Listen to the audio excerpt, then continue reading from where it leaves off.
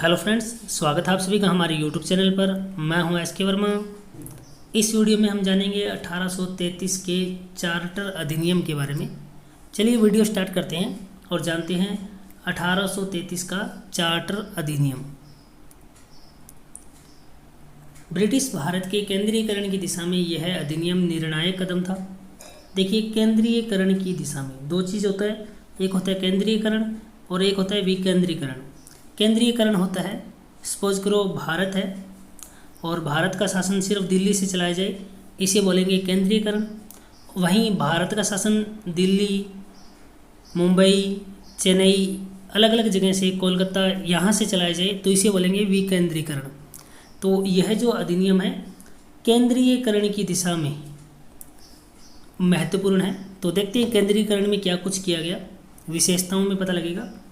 इस अधिनियम की विशेषताएं इस प्रकार थी। पहली विशेषता, इसने बंगाल के गवर्नर को भारत का गवर्नर जनरल बना दिया, जिसमें सभी नागरिक और सैन्य शक्तियां निहित थी।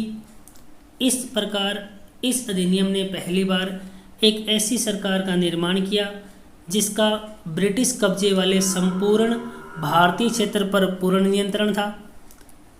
लॉर्ड विलियम बेंटिंग भारत के प्रथम गवर्नर जनरल बने।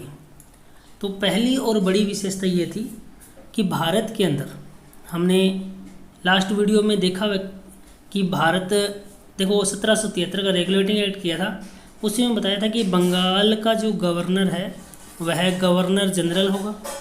लेकिन 1833 का जब चार्टर अधिनियम आया तो ये कहा कि बंगाल का गवर्नर जनरल अब संपूर्ण भारत का गवर्नर होगा, यानी बंगाल के गवर्नर जनरल को पूरे भारत का गवर्नर जनरल बना दिया गया।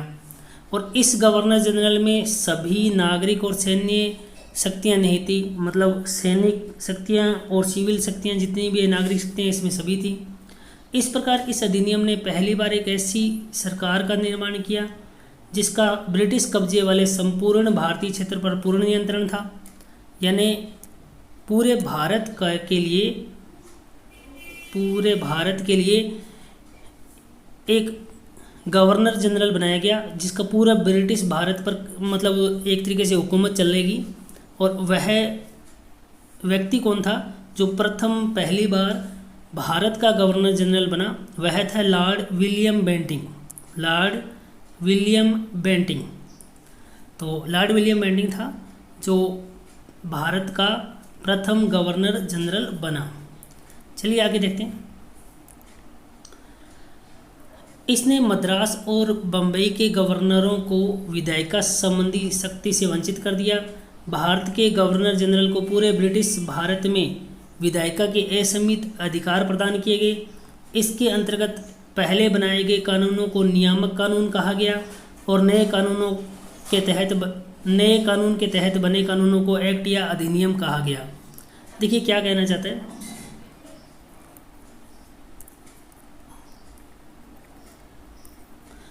इंडिया के अंदर यहाँ मान लो मुंबई है और यहाँ मान के चलिए चेन्नई है।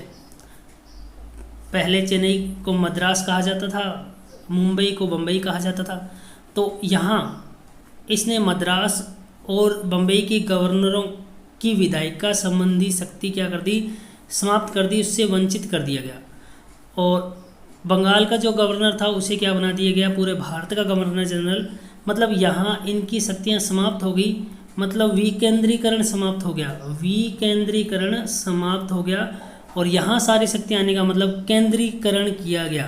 तो हमने स्टार्टिंग में ही पढ़ा था कि यह जो अधिनियम है ना, केंद्रीकरण की दिशा में इम्पोर्टेंट है। तो एक बात तो यहाँ से लागू होती है।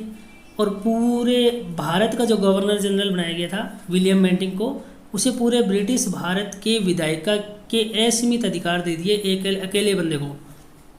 इसके अंतर्गत पहले बनाए गए कानूनों को नियामक कानून कहा गया। मतलब इस एक्ट से